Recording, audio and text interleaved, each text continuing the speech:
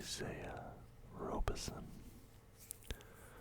Tristan Hoffman, Jaeger Bomb Legend, Noble Bowles, Micah Carter, Andrew Peacock, James Isn't Real, Andreas Anderson, and Rhea.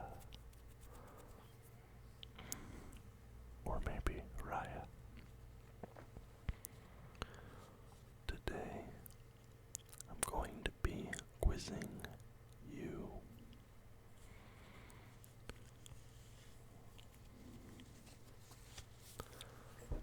I have 16 questions. 16 questions. 16 on a range of topics.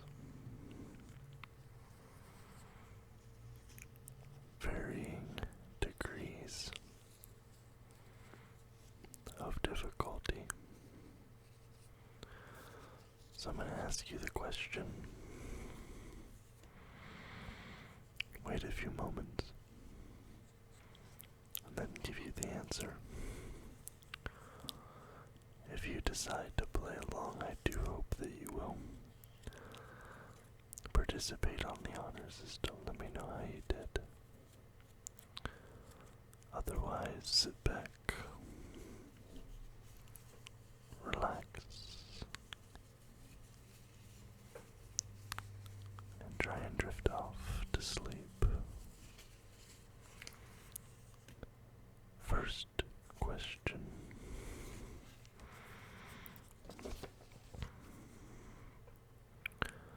Which two teams competed in the first Super Bowl?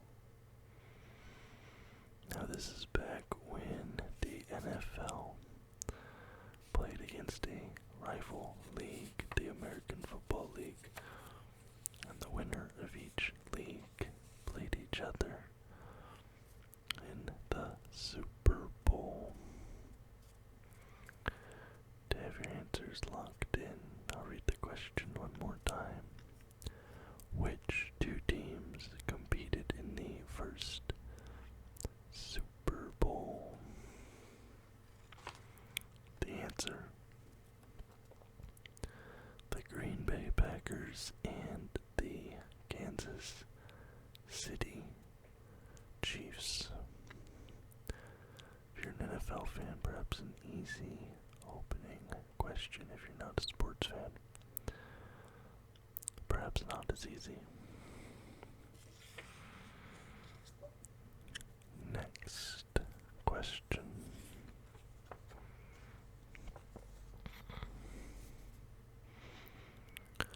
Which U.S. city is nicknamed the Big Easy? The Big Easy. A very unique nickname. One of my favorite nicknames for any city. A city I have not visited, but one that I have always wanted to visit. It's been on my bucket list. Which U.S. city is nicknamed the Big Easy? New Orleans. New Orleans, Louisiana.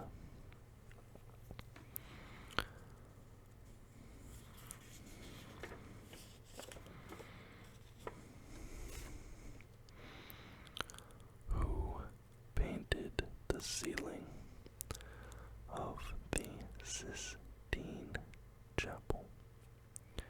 A very famous religious chapel.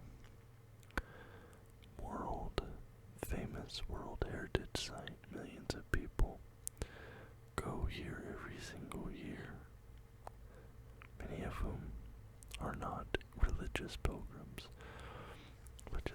see the artworks by some of the masters of the times who painted the ceiling of the Sistine Chapel.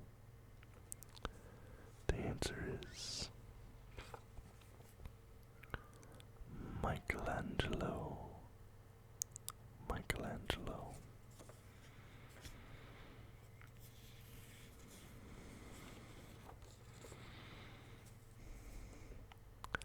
How many minutes are in a day? Maybe you're doing some quick math right now. You know how many hours are in a day? You know how many minutes are in an hour? Quick multiplications, I won't give you as much time. How many minutes are in a day?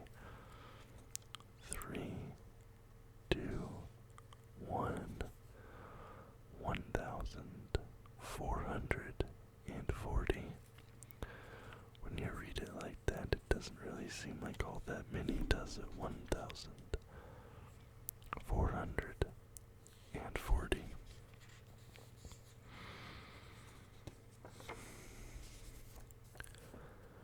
Which video game series is the best-selling of all time? Not the single best-selling video game, not the most played video game, but which series is the best-selling of all time? I'm sure there are some obvious candidates that likely spring to your mind.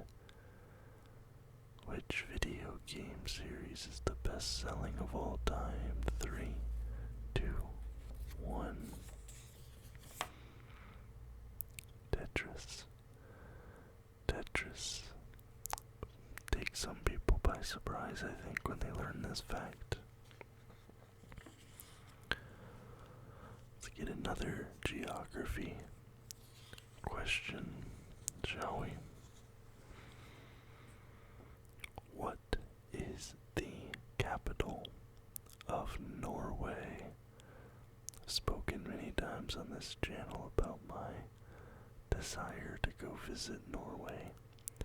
It's where my dad's side of the family immigrated to the United States from. What is the capital of Norway? Oslo. Oslo.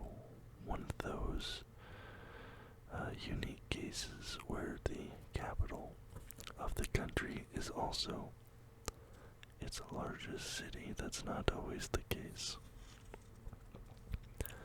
And now we have another sports question. Which two teams participate in the Old Firm? The Old Firm is the name of this particular rivalry. Come to think of it, I don't actually know why it is called the Old Firm, but it is one of the, if not the oldest, rivalries in sport. Which two teams participate in the Old Firm? Rangers and Celtic, the two biggest football clubs in Scotland, both of which situated in the city of Glasgow.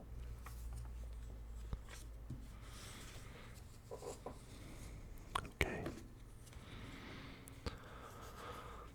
This is another one that I feel like certain demographics, maybe my age and older, will get the answer to this likely immediately, but some of my younger viewers might struggle with this question. Who authored the James Bond novels? So not the films, but the novels that the games and the characters are based off of. Admittedly, I've never read the novels. I have always been interested in doing so. I actually am kind of low-key a big James Bond fan. And a good friend of mine and I have this sort of running joke that if you go up to any middle-aged white guy and ask him who his favorite James Bond actor is, he will immediately give you an answer, as well as a detailed reason for that answer. And as for myself, I am a fan of Roger Moore. So who authored the James Bond novels?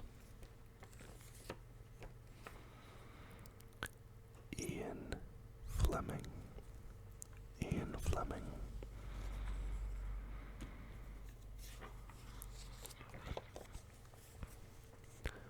What is the smallest country in the world?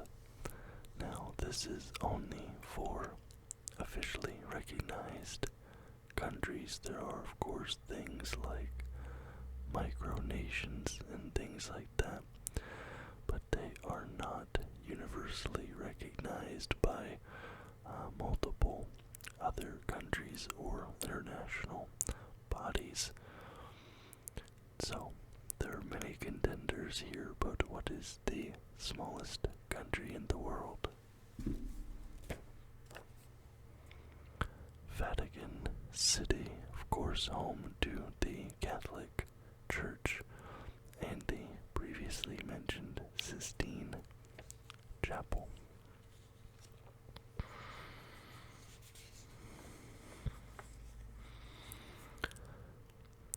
Scouse is an accent found in which city?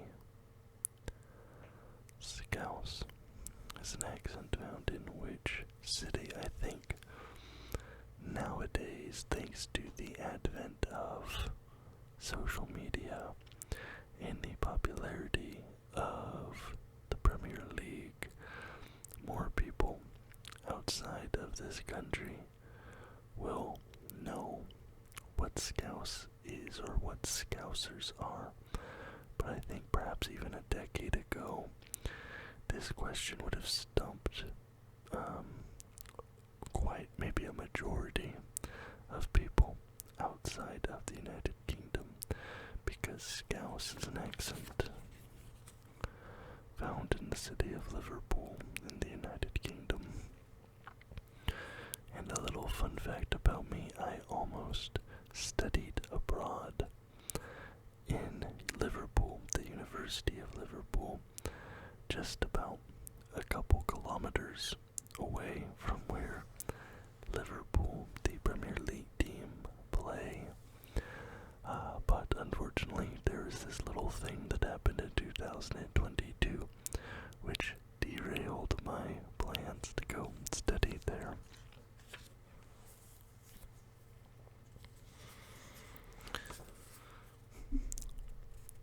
How many keys are on a standard piano?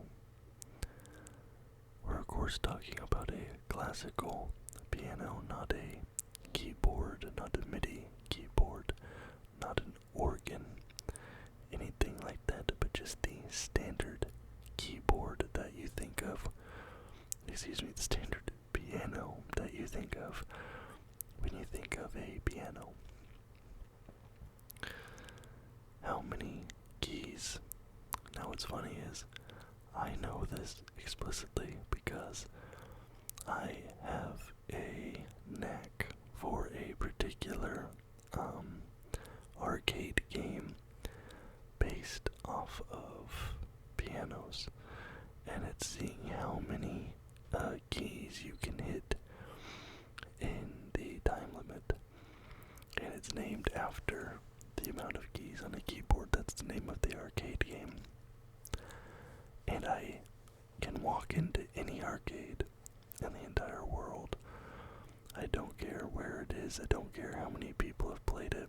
and I can get the high score on this arcade game.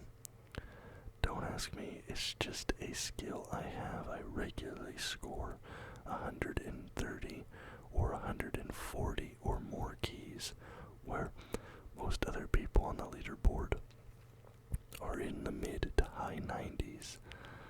But how many keys are on a standard piano? 88 keys. 88 keys. Another geography question for you. What are the names of the two major rivers of China? I learned this because a few years back, I think my second year in college, I took a Chinese culture class, because in order to graduate, we either had to take a language or we had to take a class about a country. And I chose to take Chinese culture because I've always found Chinese culture extremely fascinating. I'd love to visit China someday. And we learned about these two rivers and their massive importance to the country of China. And those two rivers are the Yellow River and the Yangtze River. The Yellow River is in the north of China, and the Yangtze River is in the south of China.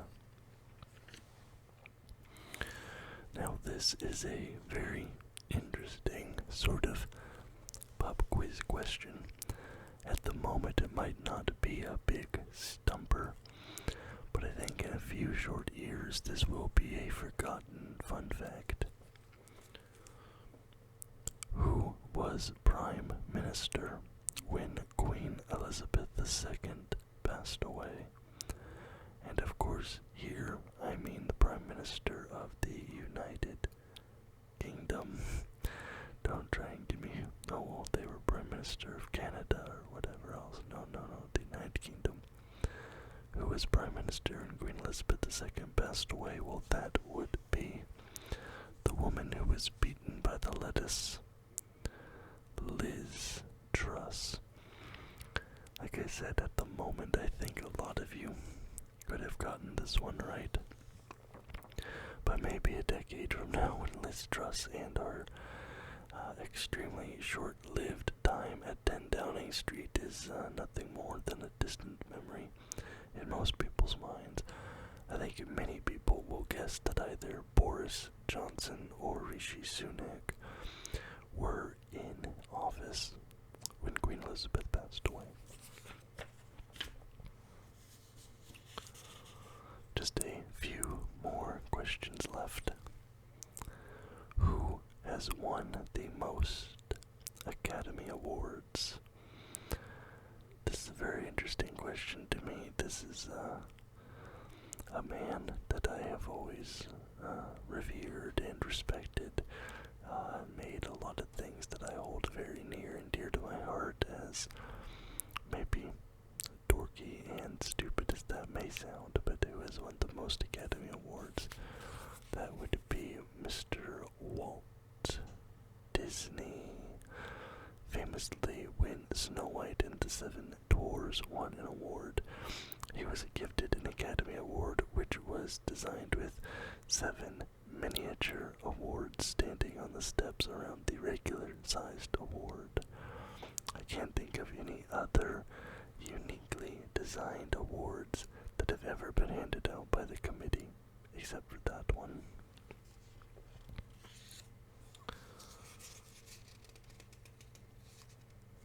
We have 2 more questions left, and these actually might be the 2 most difficult questions that I have done for this quiz. They are both asking for a date, and I know some people, myself included, struggle with remembering and recalling dates. What year did Apollo 11 land on the moon? So of course we're talking about the space race, the funneling all of their resources into figuring out who could get to the moon and land a man there quicker. Because technically the Soviets did get into space first, but we landed a man on the moon first, and it was a major cultural victory for us, even though the long-term scientific and other impacts of the event have maybe not been as important as we would have assumed they would have been at the time. Although it did lead to perhaps one of the best political speeches of all time, with John F. Kennedy's "Ask not what your country can do for you, but what you can do for your country" speech. But what year did Apollo 11 land on the moon? 1969. 1969. The final question again, another year I'm asking you for here. I didn't intend to put these two questions back to back. In which year did the Titanic sink? Now, the Titanic obviously was part of a recent cultural zeitgeist because of the unfortunate issue with the submersible trying to go down and reach the Titanic wreckage, and we all know how that went. Now, of course, there was the very, very famous and long-enduring film with Leonardo DiCaprio that was very famous and kind of led to a little bit of Titanic fever in at least the United States. And there's a big revival of interest in the Titanic, and multiple Titanic museums popped up all over the place, as well as copycat films. But I wonder how many of you actually know in which year the Titanic sank. And the answer is the year 1912. 1912. And supposedly there are some people trying to rebuild a full-scale replica of the Titanic that is fit to sail.